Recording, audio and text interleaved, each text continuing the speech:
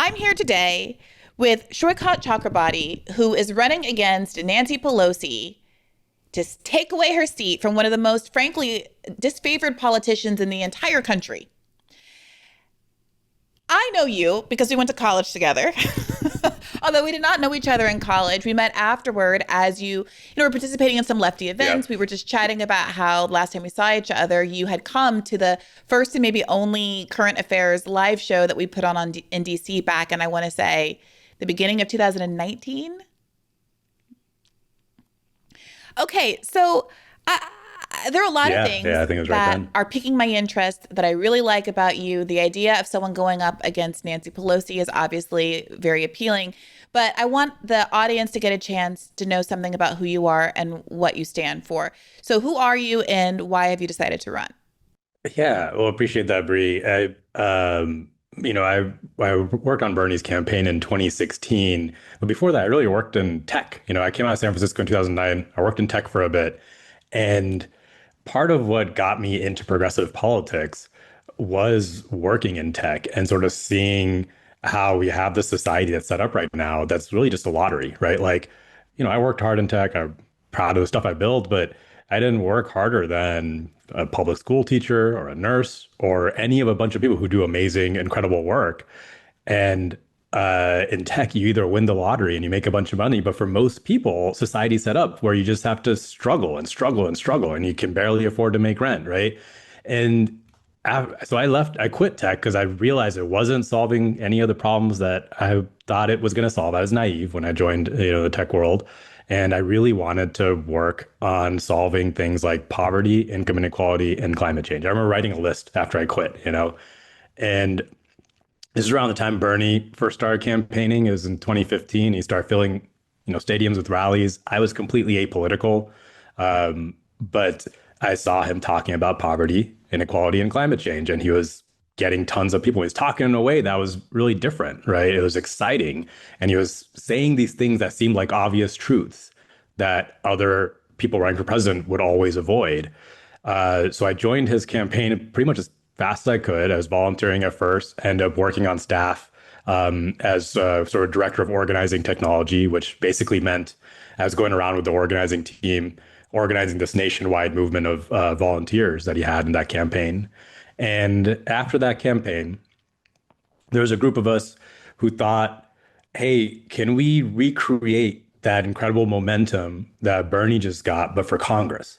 Can we recruit hundreds of people for Congress? That was the original idea. We're going to recruit hundreds of people for Congress, run them as like this big, presidential style race, take over Congress and just do it all. Get Medicare for all, get universal child care, just pass the policies. If you have power, you can do it. Turned out to be very difficult to recruit 400 people. So we didn't quite get it, but we did recruit a bunch of folks in that first term. That project was called Brand New Congress. It turned into Justice Democrats. And AOC was one of the people we recruited. I ended up running her first campaign along with a lot of other folks. And then when she won, I went into office with her as her chief of staff, where I was really in charge of kind of writing and launching the Green New Deal and getting that whole project going. And long story short, I was in there, I was happy with what we did the Green New Deal. And, I think we actually did get real stuff passed as a result of it. Not what I was hoping we'd get passed, but we got some movement. We pressured the Democratic presidential candidates to do something. But, I've made a lot of trouble in Congress. And eventually I was like, this is not the place for me to make change. So I got out.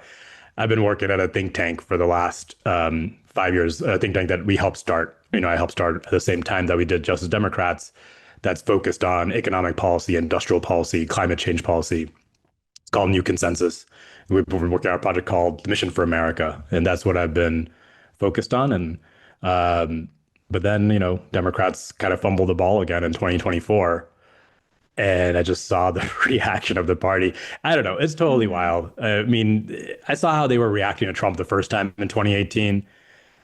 And it was like watching this old sluggish company, just trying to keep up with the times. Like Trump would say something crazy and they're like, we're going to do a press conference next week to address the important issues of our nation.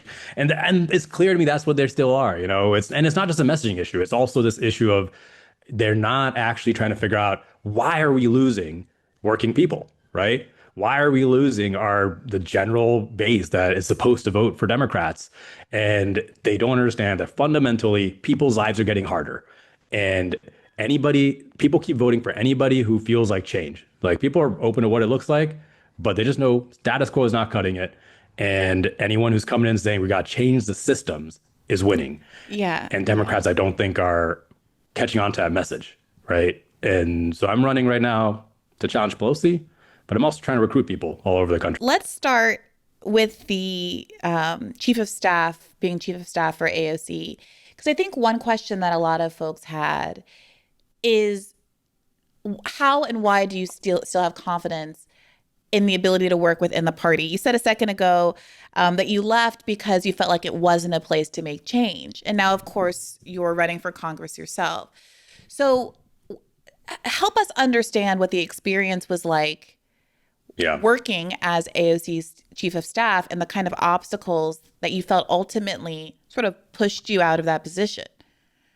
Yeah, I mean, I think it's twofold, right? Like one obstacle was it's just the party and Nancy Pelosi and who was, the leader of the party at the time, their whole view of what the party should do is it should not stand for anything specific, right? Like the right has a real national message. They're saying the reason your life is getting harder is because immigrants are taking your jobs. America's focused on other people in other countries, and that's why your house is more expensive and you can't get a good job now.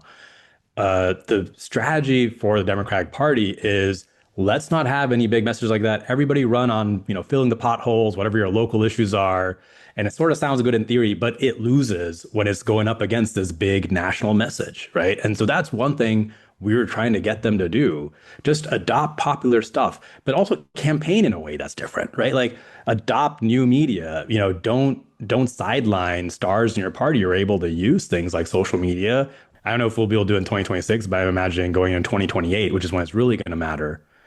We need to have someone running for president, and we need to have dozens, if not hundreds of people running on a real vision to transform the economy. That's the only way. I mean, it's not just the only way we get people's lives better. It's the only way we defeat authoritarian rise for the long term. Well, let me ask you a little bit more about this, because you mentioned the Green New Deal, and I remember very vividly AOC coming into Congress with a lot of excitement. I was covering it for The Intercept at the time. Ryan Grimm and I were there in Nancy Pelosi's office during the infamous sit-in. And the messaging seemed to be, and what was reported out at the time, was that Nancy Pelosi was very angry at that sort of adversarial politics, the kind that we here on the left like very much. And, what I understand to be the reason why she was recruited and sent to Congress in the first place. But she got slapped down over it. The narrative, as I'm sure you are aware, is that she was punished, that she got a lot of pushback for that. I don't want to call it a stunt, that demonstration in particular. And that not so long after, she had a changing of the guard in her staff, and you and Corbin Trent, who were perceived to be the instigators of that kind of adversarial politics, were on the outs. And some of her critics on the left perceive her moderation after that point to have coincided with your departure. And they're very critical of sort of what has come of her since you left. I mean, is that an accurate narrative? Not the part where she did a changing of the guard, because basically after the Green New Deal, she did get pushed back for doing the sit-in, and the establishment there were so many little tricks they used to just like make her life miserable, to the point where, because she was getting death threats every day, and we were trying to get like some security. I was running her security. Like, that's not my job, right? And Pelosi had a whole security detail, and she just like wouldn't give us anybody, right? Like, it was just like little petty stuff like that. So you're saying that, so part of the coercion that she was facing, that AOC was facing, was that Nancy Pelosi was withholding her security and basically creating a higher risk to her life as a consequence of AOC pursuing a Green New Deal, a policy agenda that Nancy Pelosi didn't agree with? It wasn't withholding. Like, she could have offered, right? Like, it wasn't like she had to do it. But I'm just saying, I think if my guess is if there wasn't this sort of personal animosity between them, she maybe would have, right? So I don't want to say, yeah, she was using this as like blackmail or something like that. But I just think that would have been a nice thing to do given what the position she was in. But soon after the Green New Deal moment, and after we got the presidential candidates to start, coming back, and we got that movement stuff going, I just did not think that like my skills were suited to where that the office was going anymore. I also had a child on Why the way not? Oh, because congratulations. thanks, but I think the place where I have experience is getting a big idea to get traction, get building movements, building organizations. And she, as a single member of Congress, I think basically pushed where she could. And then I think started like she also needed to do things like actually start passing legislation, actually start doing stuff for her district. We just didn't have the movement, in my opinion, to do the big kind of takeover that I'm talking about, right? And so I felt like my role should be to go out and try to build that movement, to bring support. So yeah, AOC did not fire me. I want to be really clear about that. She didn't like push me out. I talked with her in April about transitioning out sometime in August or September, which is when my kid was due, and that's basically what we did. And that's why the transition actually, like, I hired her replacement. I trained up, her new chief of staff, or my replacement. Sorry, I trained up the new chief of staff, and but yeah, it ended up being that there was a lot of drama at the moment where I was planning to leave anyway, so it looked that way, but it really wasn't. I see. Because our current chief of staff is my old boss from the Bernie 2020 campaign, right? Yeah, Mike Casca. Okay. So you mentioned that there were a lot of little things that seemed to impede your ability to make this sort of progress within, while on the AOC's team. You mentioned the Nancy Pelosi not offering increased security.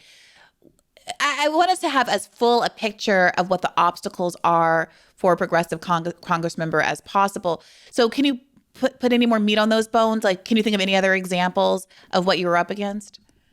It's just this inertia is the larger thing. Like we'd have these weekly chief of staff meetings, right? And I remember going to the first one thinking, all right, this is where the game plan gets made, right? This is where we're going to figure out what to do to oppose Trump, or what's our plan for what are we actually going to do? And the meetings were like, you know, did you file your reports from last week? We sent out a form, or, there have been complaints that there's too many staffers going in the members' elevators. It was like office space type of stuff. Mm. And there's a total inertia. And I realized there's no convincing people who don't want to do anything to do something, right? It's Like Pelosi. like Pelosi. I mean, she is the leader, but also other members of Congress. Like the main job members of Congress have is raising money. That's what they do. They spend 8 to 10 hours a day on the phone raising money, and legislating is kind of the side gig. And I remember talking to, I think when I worked on the Loan Shark Prevention Act with Bernie's office, and I remember talking to some of the moderate members because it actually polled really well in every purple district in the country, asking people to co-sponsor it. And there's always this fear of like signing on because you're thinking, what are my donors going to think about this? You're just, there's a benefit to inaction. That's the feeling in the Democratic Party. I actually think that's changing because I think what we're seeing right now is with everything Trump doing, we're seeing this exactly, right? Like the Democratic Party's response to Trump right now has been inaction. It's been, let's lie down and play dead and wait for the backlash. But I think the result of that is you're seeing people souring on the Democratic Party as well. They poll worse than Donald Trump because they just look like weak, sluggish, not standing for anything, non-fighters. And so maybe that's going to change some people's minds. But at the end of the day, I think none of this is, I'm not going in there to say like, oh, I'm going to finally convince, Chuck Schumer and all these folks that they've been wrong. No, they have to be replaced. And I think they have to be on their way out. The party is who the people are in the party, right? And Trump really just showed that clearly with the Republican Party. He as a single person changed what that entire party is and what it stands for. I don't want it to be a single person Yeah, doing it. I don't want it to be a cult of personality. But sure. imagine if it could be a bunch of people who are really committed to doing something, That's what I'm interested in. And I just did not think, yeah, I think there's some stuff maybe, we could be oppositional and try to force things, but at the end of the day, it's like trying to, drag someone kicking and screaming into the future. I don't think that's possible with the current people in the party. Yeah, so I mean, this is where we get back to this sort of theory of change argument, and I apologies to one of my patrons, Ross, who I know is having a conniption fit over the amount that we're talking about Zoran Mamdani. But here we are. I want to ask you because I agree with you. We all witnessed the extent to which the squad members were either politically neutered, attacked, ultimately ousted, lives made hell, censured for saying basic things about Palestinian human rights, and on and on and on down the line. And one takeaway from that might be that the idea that we were going to ever infiltrate Congress and win enough seats and get enough AOCs in there that we could do good ultimately was never going to happen, because once AOC happened, the Democratic Party ratcheted up their strategy to keep people out. The same way that the DNC learned exactly one thing from Bernie running in 2016, and it wasn't to adopt populist policies to be popular. It was how to coordinate a mass dropout campaign to make sure a populist candidate never actually is able to secure a primary, and or recruit someone like Michael Bloomberg to tag in last minute as a spoiler if Bernie were to manage to actually win. A technique that we're seeing now manifest in New York against Zoran Mamdani, as Andrew Cuomo is playing that sort of a spoiler role. All that being said, what do you take away from the Zoran Mamdani moment? You've alluded to the idea that, sure, okay, the brand new Congress Justice Dem strategy doesn't seem to have worked, but there does seem to be something different about Zoran, in part because he's, I mean, it's a mayoral election, it's different, but also because he seems to have the army at his back that Bernie said he was going to be able to recruit that didn't actually manifest, and that the squad members never seem to quite have. The 50,000 volunteers, the ability to really strike fear in the heart of not just the New York City leadership, but leadership in Albany, who ultimately hold the purse strings. So what do you imagine the theory of change looks like now that we have sort of tried the let's get more people into Congress route to relatively little success? I think the moment is very different. So I actually think it's possible now. That's why I'm running. I think with Zoran's campaign, my big takeaway from his campaign is the reason he was able to build this huge movement was what he was pitching was tangible, right? He's running for mayor, and he made it really clear, if I am mayor, I can freeze your rent. That is in my power to do. Right. And I think that is exciting. That gets tons of people out to volunteer. I remember reading about his canvassing operation. He was using canvassing as a way to recruit people, because you would knock on a door and you'd be like, are you paying too much in rent? And they'd be like, yeah, well, this guy's going to freeze your rent. Do you want to help make that happen? Right. It's very concrete. Now, the whole theory of change Congress is different, right? I mean, no one congressperson. Yeah, go ahead. Sorry. Yeah, no one congressperson can. That's why I'm talking about, I do think something like brand new Congress is necessary and possible, because the thing that makes it exciting is we're saying, so, imagine we get 200 or 300 people to actually run, which I think is possible to do this time, because I think the moment is really different, and I can get a bit more into that. But then you're really pitching this idea that if you vote this slate in, they can do what they're talking about. They can do it, right? There's nothing to stop them. And that, I think, is the way you create that same sort of tangible change, this feeling that if I do this, it's right at the tip of my fingertips. The same feeling you got, we all had when Bernie was running for president. It matters that he was running for president because presidents can't do everything, but you have a lot more power to do some stuff. And the reason I think the moment's really different is just seeing who's upset right now and what the appetite for change is. When I ran AOC's race in 2018, it was similar. Like, Trump had just gotten elected. People were upset at the Democratic Party. People were looking for what comes next. But it wasn't at this level.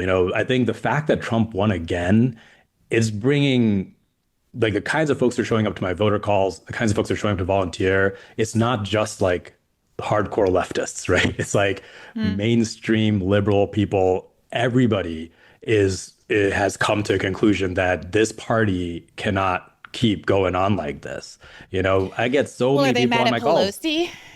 I mean, the question is the mainstream liberal going to be willing to go up against and join your effort to knock out Pelosi in particular? Not anti-Trump, but Yes. anti-Pelosi. Yes, that's what I mean. Is I get so many people on these calls who are lifelong Pelosi voters who love Pelosi, who are saying, "But it's time for change," right? That's the real difference. I think, everything I talked about, the inertia in the party, the culture of the party, that comes top down. So if people like Nancy Pelosi are elected out, if people like Hakeem Jeffries are elected out, and I absolutely think New York DSA needs to run a primary challenge against Jeffries, then then who, there's no larger Borg that's the Democratic Party. It's the people, so then who's stopping us, right? Who's stopping us?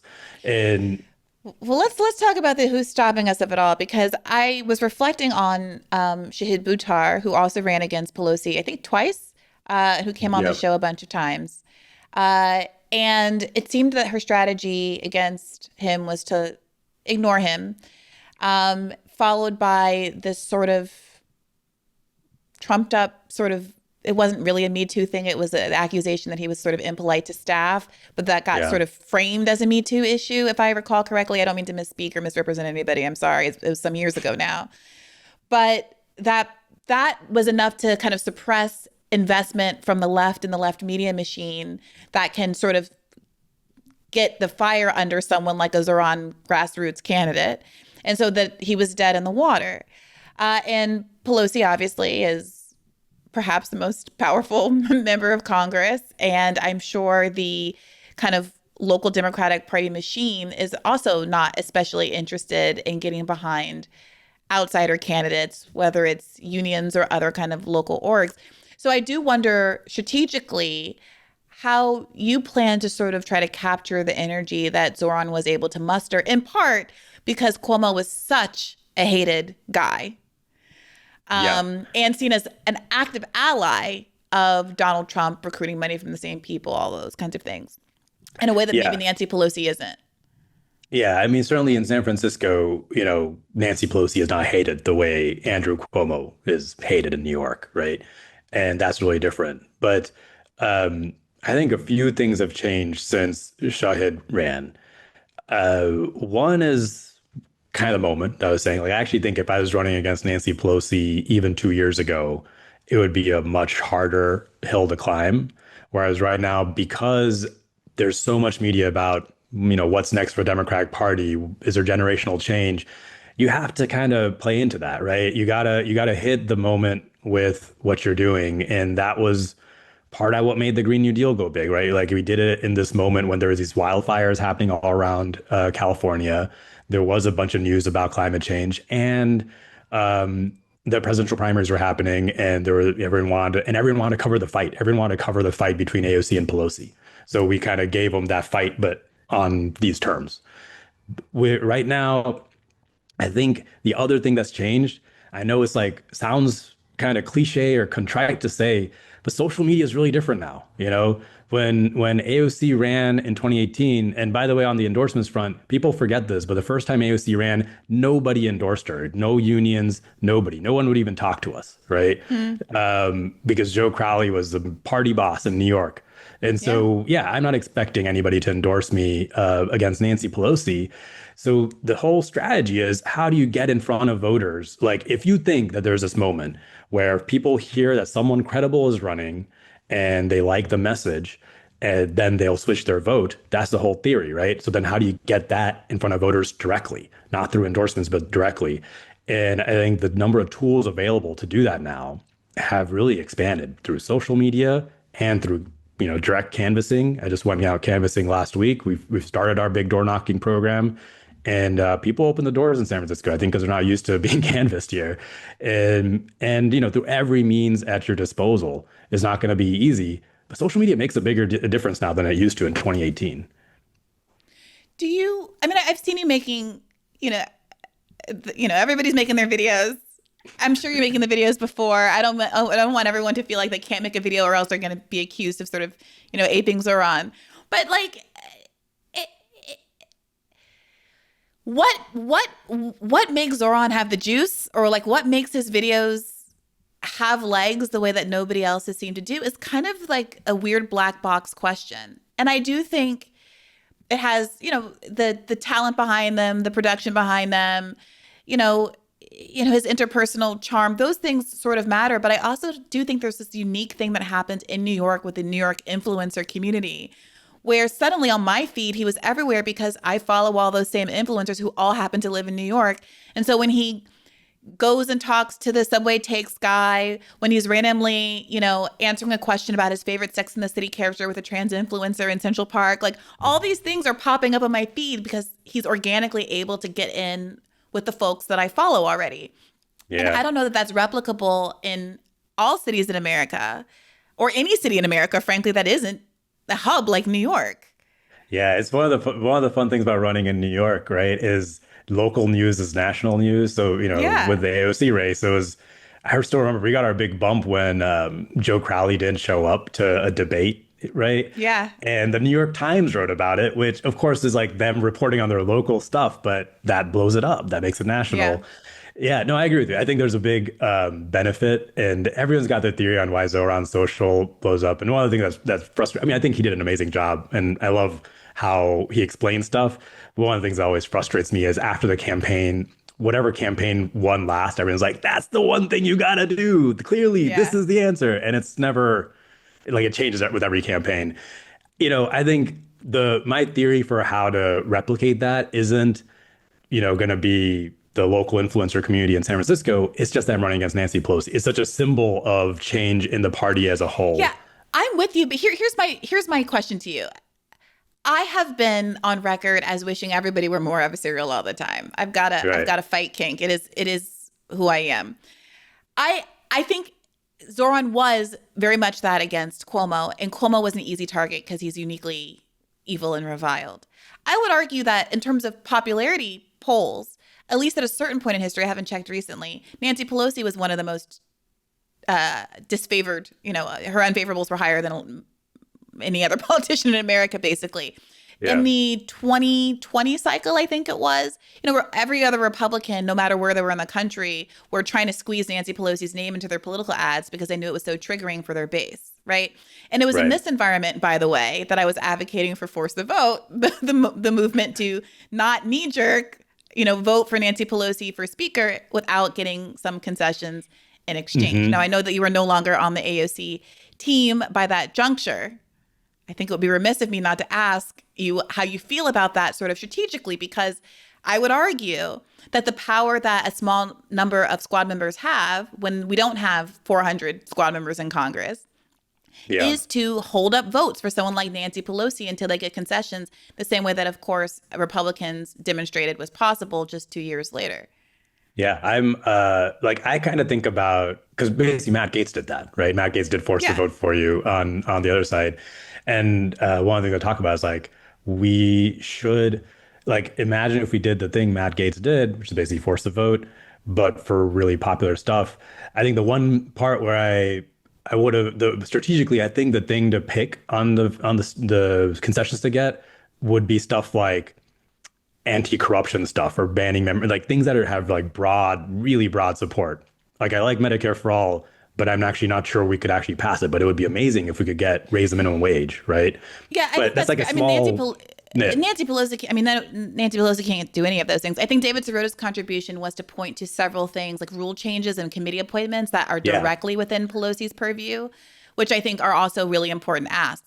But the floor vote for Medicare for all, the point of that was that we were, to be clear, in the middle of a pandemic where 15 million people. Which I think in the moment it was a great way to get the conversation on Medicare for all going, and I think that was smart. Yeah, we actually did.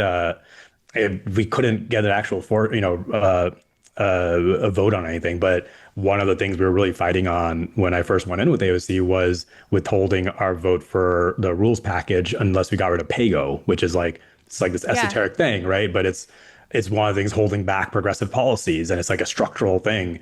So yeah, the idea that you have to find funding for any policy, progressive policy, before you advance it. Exactly. Yeah.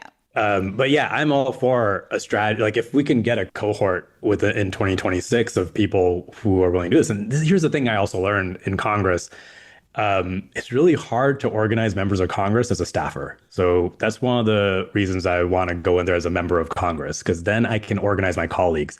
That's why, the Freedom Caucus was effective. I mean, they're no longer effective, but when they were effective, it was members organizing members, not staffers organizing members, right? But yeah, absolutely. I think that's the thing you got to do. And it creates conversation, it creates controversy. And imagine if all that conversation was focused on really popular stuff, like if you're fighting for things that a broad base Democrats and Republicans support. So what is your okay? Well, let me close the loop on this first. How are you thinking about how hard you want to go against Pelosi? Because my what I was trying to get to, and I distracted myself with my own force the vote kink, was that there's an argument that you go really hard against Pelosi. You call her blatantly corrupt. You talk about her avoiding a vote on the what was it called, the Pelosi Act that the Republicans put forward to stop the insider trading acts and all of those kinds of things. And don't play nice at all, but I'm sensing that there's a little bit of uncertainty around whether or not that will be too polarizing for some more centrist Dems who want change, maybe want Pelosi out, but don't necessarily want to treat her like a villain, like an Andrew Cuomo type. Yeah, because you're right that she polls poorly nationally, but not in the city, not in San Francisco, right? And ultimately, I have to win over a lot of people who voted for Pelosi for a long time. And I don't shy away from pointing out the things that she's doing wrong. I've made a bunch of videos on banning congressional stock trading, and I've talked about Pelosi's, and everyone realizes that, everyone knows she's made tons and tons of money while she's been in Congress. But I'm trying to keep it focused on what I will do. What is the thing that I can do as a congressperson in the larger movement?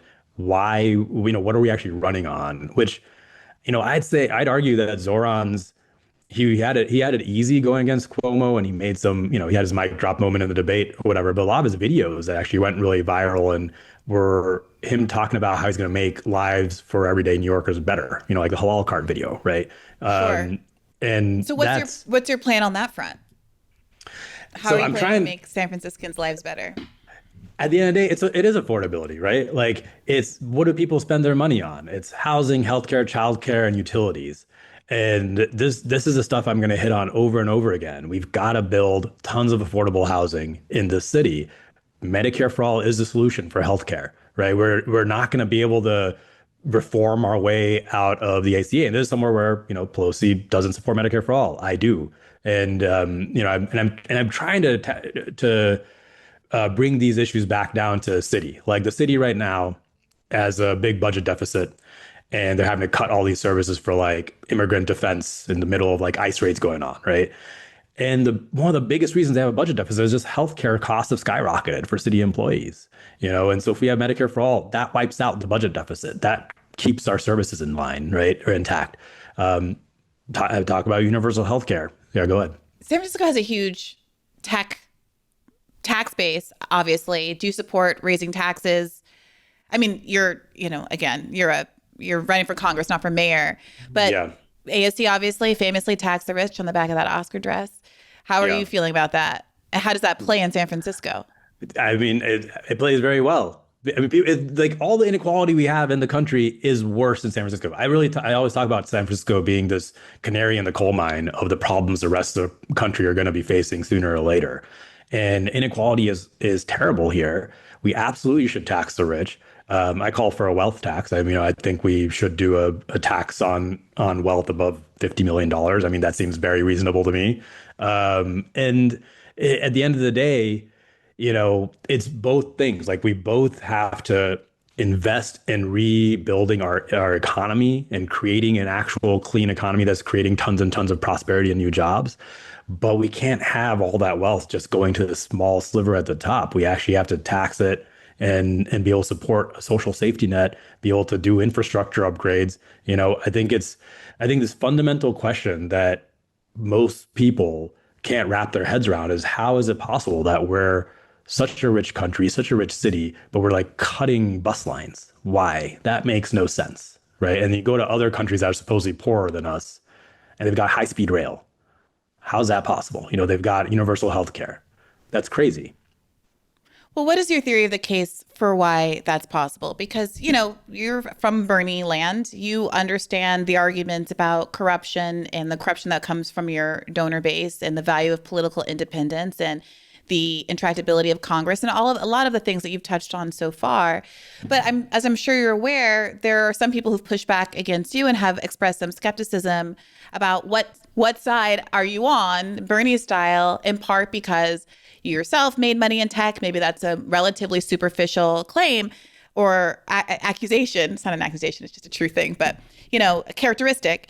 But also that you've been criticized for giving money to the sort of YIMBY, more pro-abundance side candidate in some local races, specifically this Bilal Mahmoud fellow who ousted the DSA candidate, Dean Preston.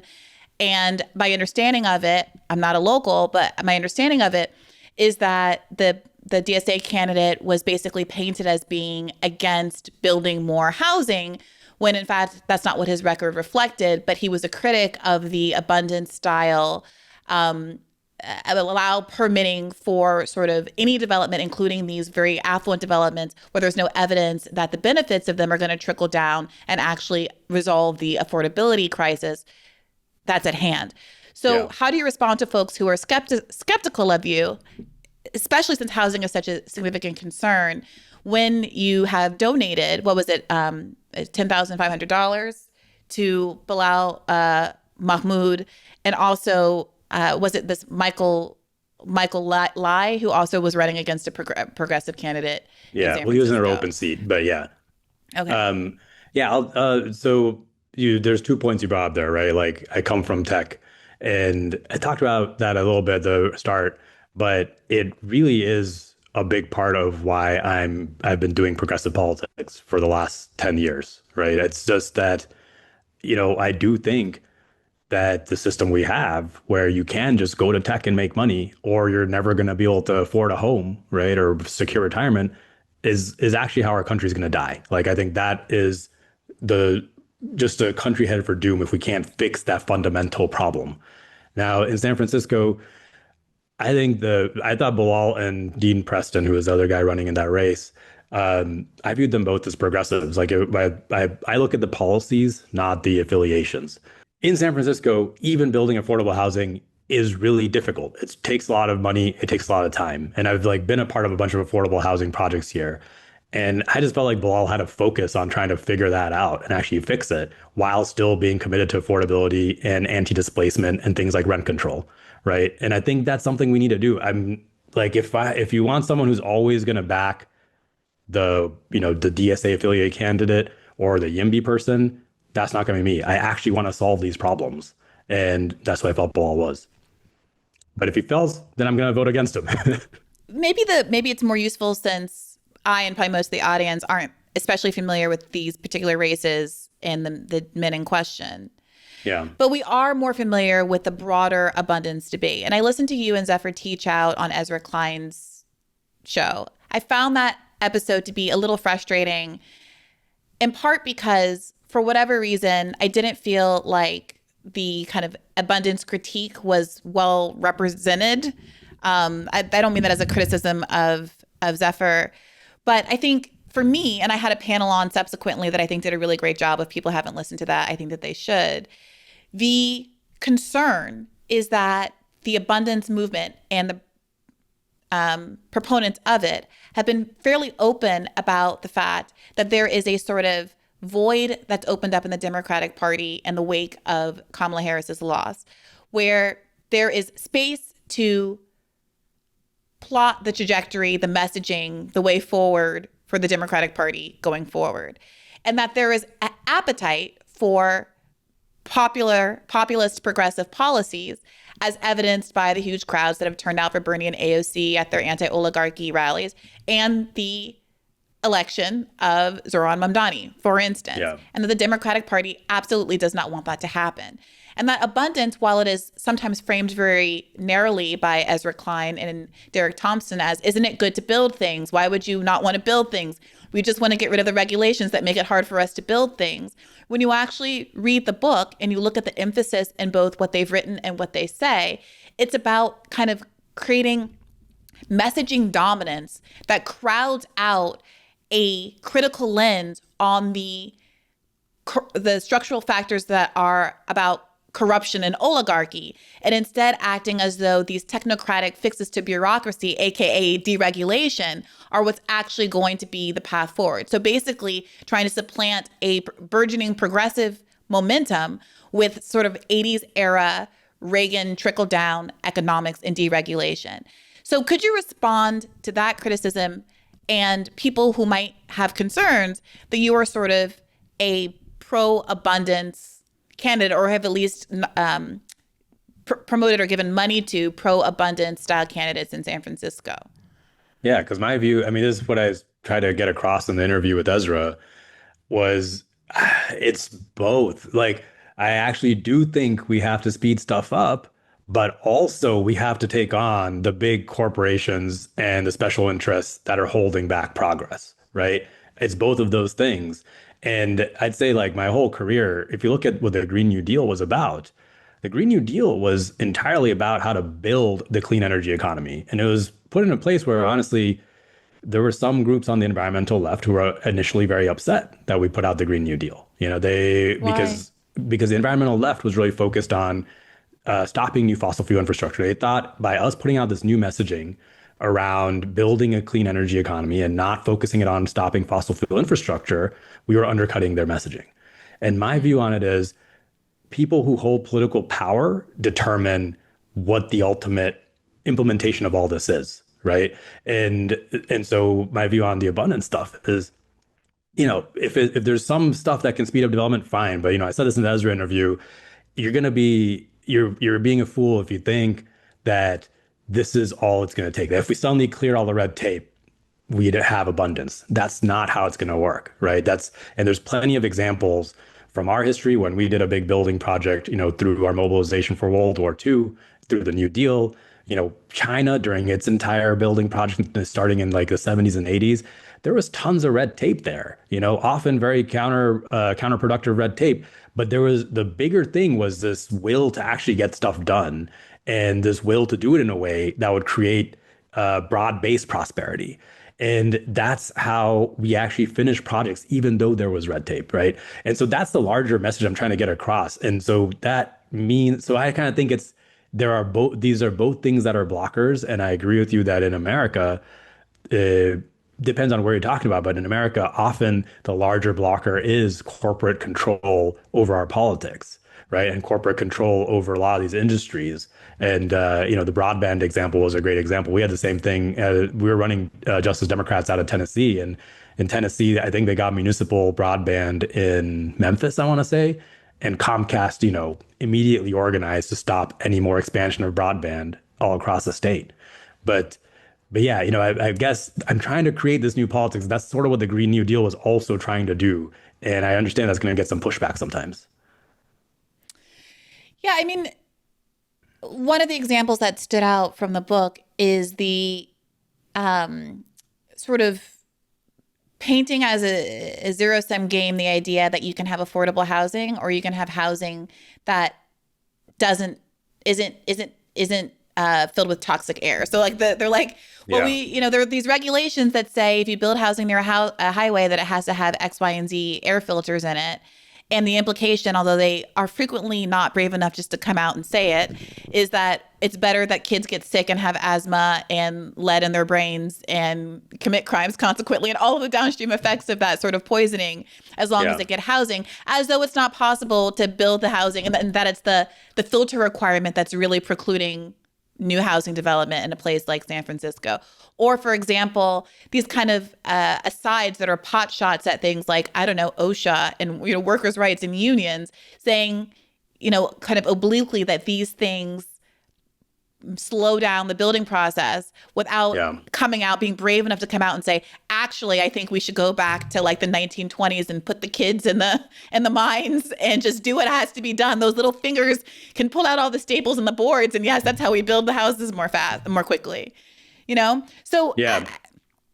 do like, it feels to me that that's the abundance folks are completely ignore that argument, and they claim that anyone who's making that argument is bad faith and hasn't read the book, when in fact we have pulled those examples directly from the book and are looking for assurances that when you're having to make those kinds of decisions about what frankly hard-won progressive policies exist that we've fought for, like workers' rights, those aren't going to be thrown by the wayside in the name of this higher goal of housing.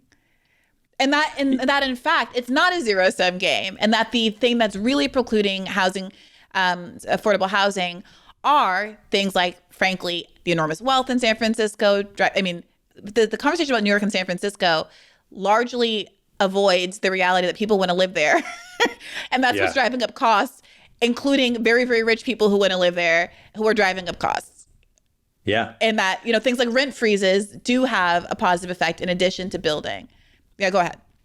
Yeah, I think, I mean, one of the things I found a little frustrating about the book was they weren't giving answers exactly. You know, they would kind of mention these examples, but then they weren't saying, let's throw out labor regulations. And so, yeah, you're like, what are you really saying here, right?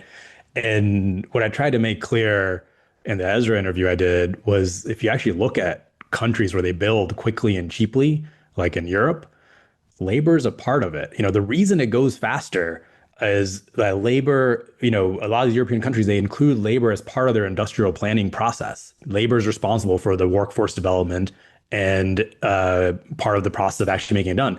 That's also, by the way, how when we've had these phases where we built really quickly in America, that's how we treated labor.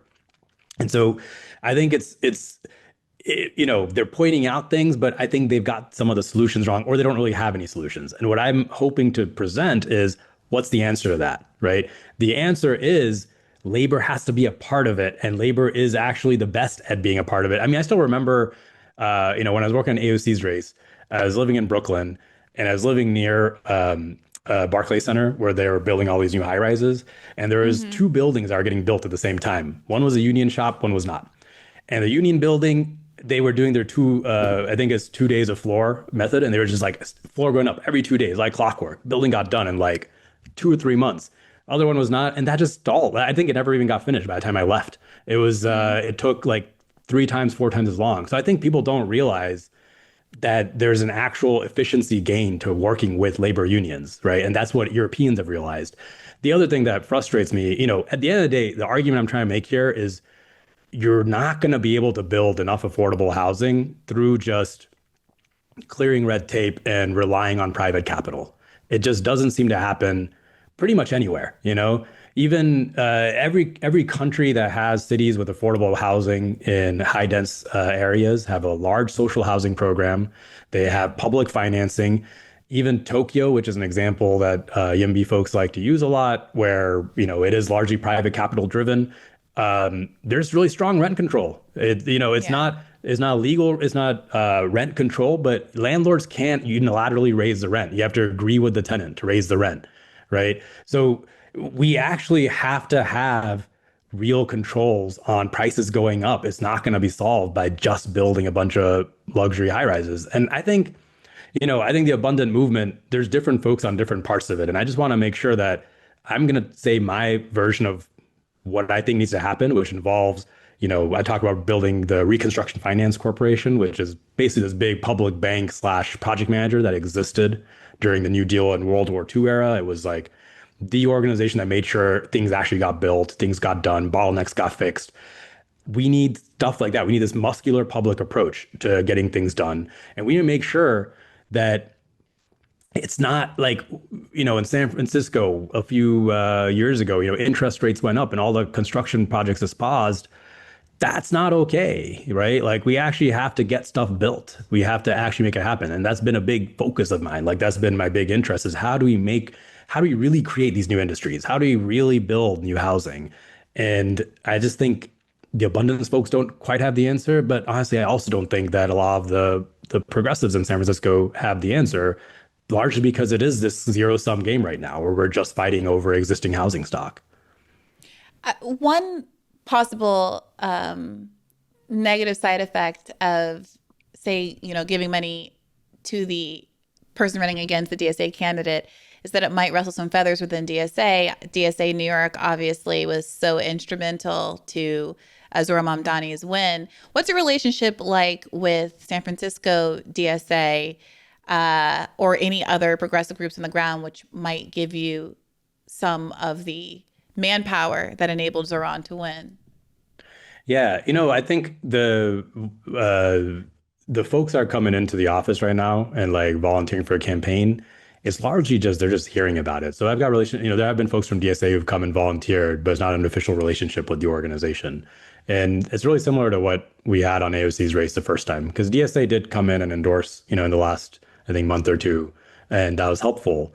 But initially, it was just a campaign that was just trying to reach out to people directly and recruit But people she that was a way. DSA Right. member throughout, no?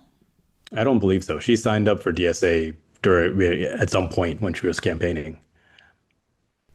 Is that right? Why did I think that she, before she Pretty won, was sure. branded as a DSA socialist candidate? Well, no, she became a DSA member before she won, but I'm saying she became a member at some point when she was running, and I then DSA see. endorsed. I I want to say, see. 5 weeks before the actual election. I see.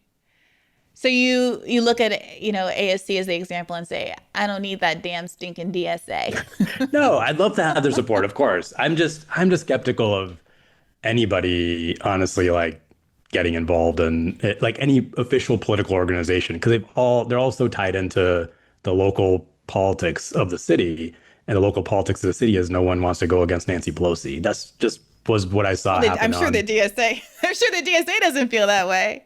I don't know. I honestly don't know. I mean, Nancy Pelosi endorsed Bilal's opponent in that race, right?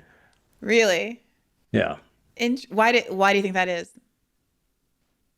I mean, I think she backs her own, right? He was the incumbent.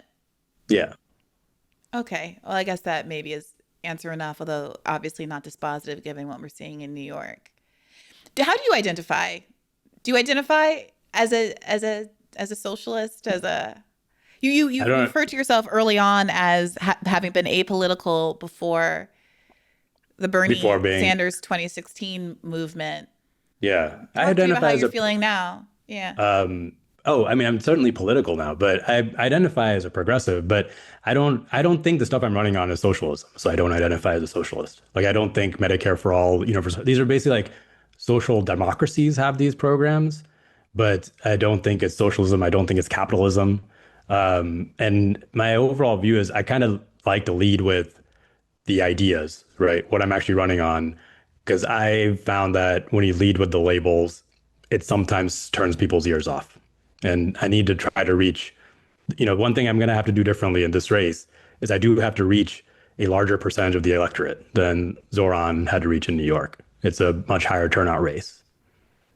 Oh, is it? Do you have a sense of what those numbers are like? Because my impression was that, like Zoran's numbers were one higher than any other Democratic primary in New York City, but also that New York City being the size it is, it was a much more significant race numbers wise than say AOC's in the, Yeah, the numbers were what was she, bigger. I'm 14th just, district? yeah, What was yeah. her district? Actually don't remember now. I think it was 14 or 16, but the Something like that. Yeah, 14. yeah, the absolute numbers, of course, are bigger in New York, right? But I think his turnout was around 20 to 25%, if I'm not mistaken. I think he won about 10% of the vote or 9% of the vote of registered voters. But in San Francisco, voter turnout is about 50 to 60%. And so I'm going to So have to how are you going win. to do that, Saikat, without one, a big mass movement of door knockers like he has from DSA or somebody else, or two, really beating the crap out of Nancy Pelosi media-wise? Because to me, I'm no comms agent, Yeah, yeah. but it seems to me like part of what got people going about Zoran was being like, screw Cuomo. No Cuomo. Cuomo sucks. we hate Cuomo. Also, we hate Eric Adams. And also, the halal carts are getting expensive. And also, the rent is too damn high. But also, stop Cuomo. And then you have the ranked choice voting that also helped to put some wind in his sails because it countered the, well, he's not going to win anyway sort of Twitter that usually happens for these outsider candidates. So, how do you what is your plan to get around it without gaining a bunch of like national attention, even if it's negative attention, by saying, screw Nancy Pelosi, she's got to get out of here, she's horrible. It's so funny. Sexism is so funny. Everything I was about to say was so gendered. She's a witch, she's a harpy, she's a shrew. I was thinking, I was like, where's she going with this? I'm like stumbling over my words because every single adjective that came to mind was very sexist. I hear you. So on the first front, on the volunteer army, look, there's already been like over 1,000 volunteers who signed up to want to work on the campaign, right? It's getting the way the volunteers are hearing about it, or the way people are hearing about it, is through the national attention. And, Zoran's door knocking army was 50,000 people. Yeah. DSA was not 50,000 people, right? Sure. Like DSA was a core part. I think they only have 10,000. Yeah. Yeah. Right. DSA here does not have 10,000 people. But I'm saying like the reason that was able to scale to that size was he had some amazing field director who actually managed to do an operation of that size. But B, he got, 80% of his volunteer force were people who heard about him, got excited, not through some organization or endorsement, not through this old politics. I really think that's not, you don't need that. Of course, so if people want to help. Posters with a guillotine and then Nancy Pelosi's head in it aren't going to attract the San Francisco audience the way it might attract a national audience, then what do you do? Like, how do you dance that tightrope without sort of diluting the potency of your own message? I think you talk about the message. Like, I really do. And I think you do things that get attention in the moments that they do, right? Like, I do think it's a big deal right now that, ICE is abducting people off our streets in San Francisco. Sure. What is she doing about that? What's she saying about that, right? And like, there are plenty of ways, I believe, to get attention that are not just conflict driven. I mean, I honestly think that I know you're saying this because people hate Andrew Cuomo, but when I see Zoran's social media, that's a very small part of it. Like, he's now kind of pivoted to hitting Eric Adams. I think most of his stuff was like doing these man on the street videos explaining policy. I honestly don't know if like that's what it's going to be for me, but I do think people, like, at the end of the day, I think the thing I'm trying to tap into isn't going to be people's anger with Nancy Pelosi. It's people's anger with the Democratic Party in a moment where the country is about to go into fascism, right? And nobody is doing anything. And she is a symbol of that. But she's not the only reason that's not happening. Yeah, I guess I would quibble with it a bit. I remember seeing a lot of Stop Cuomo stuff. In fact, I remember, especially earlier, in like February, before he was pulling out a single digit, my perception was that the groundswell came up around Stop Cuomo. It was easy to say Stop Cuomo. Like, you didn't need to know a thing about Zoran to know that you needed to stop Cuomo. Don't rank Cuomo. Like, there was a lot of that earlier on. And then once there became excitement about Zoran as a human being on the back of sort of the stopping of the Cuomo, then it became more about the branding and the messaging and the man on the street, and then the cross endorsements and the momentum, and the polls started to look good, and la la la la. But to me, like, Stop Cuomo was in a very important entry point where you didn't have to know very much. All you had to know is that you didn't want to vote for the sexual assaulter who killed your grandma. And everybody knew that. All New Yorkers knew that. Everybody was united in a shared disdain for Cuomo. And then you could trust Zoran as being the one who sort of brought you that message with nice orange and purple branding. Right. Yeah, I mean, if Pelosi was Cuomo, I'd be doing that. But I honestly don't know. Like, is part of the reason it's a long campaign is we're going to try it out. I'm going to try it this way. When is the election? That's a really good question I should have asked. June of next year. So we've got time. But I don't know, so far, I am seeing a decent amount of momentum just from just the national attention of somebody is running on something new, right? Someone's willing to challenge the establishment, and not just to be anti-Nancy. Like, I'm challenging the establishment because I really think we've got to change. I think the country's at a turning point where if we don't figure out how to deliver real material good for people, I think the authoritarians are just going to keep winning. It's not going to be Trump. It'll be somebody else next time. And I appreciate you getting out here early. I appreciate your willingness to do lefty media. I think that is really important. I hope that other lefty media shows also have you on, especially ones that are on the kind of the other side of lefty media, the more establishment lefty media. I strongly suggest that the TYTs and the majority reports and stuff have you on, because you cannot complain, especially they're fully invested in the elect more AOC's sort of theory of change. There's no excuse for them not to have you on, frankly. I appreciate that. And that's how you get a little bit of buzz going. And now everybody wants to, wow, my brain really wants to say the most inappropriate version of everything today. Everybody wants to, what's the normal version of the expression? Coat ride? What? Ride the coattails of? Coat ride. Ride the coattails. I like coat ride. I'm gonna go with coat ride. It's closer to what initially popped in my head. Right. Right. Coat rides are Mamdani now, but it's. I don't want us to get to a place like we were in the last election cycle, where it's like, oh gosh, it would be nice if we had a progressive candidate, when nobody was willing to sort of open the door for any of the folks that are willing to throw their heads in the ring. And you alluded to this. I'm going to let you go in a second. Yeah. But you alluded to the importance of one in AOC in 2017-18 cycle, or I guess 18-19 cycle, the primary happening enabled you to sort of frame the AOC Crowley race in that sort of with that energy and that context. And so you also alluded to needing or the need for the left to have a 2028 candidate.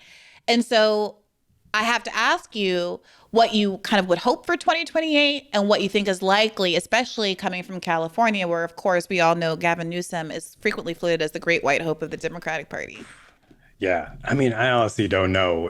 I kind of think, like, my honest view on all this stuff, I don't know. Maybe Ro Khanna. I know he's probably going to run, right? But I think I look at what like FDR did when he came into power and the New Deal, and he wasn't like the left candidate, right?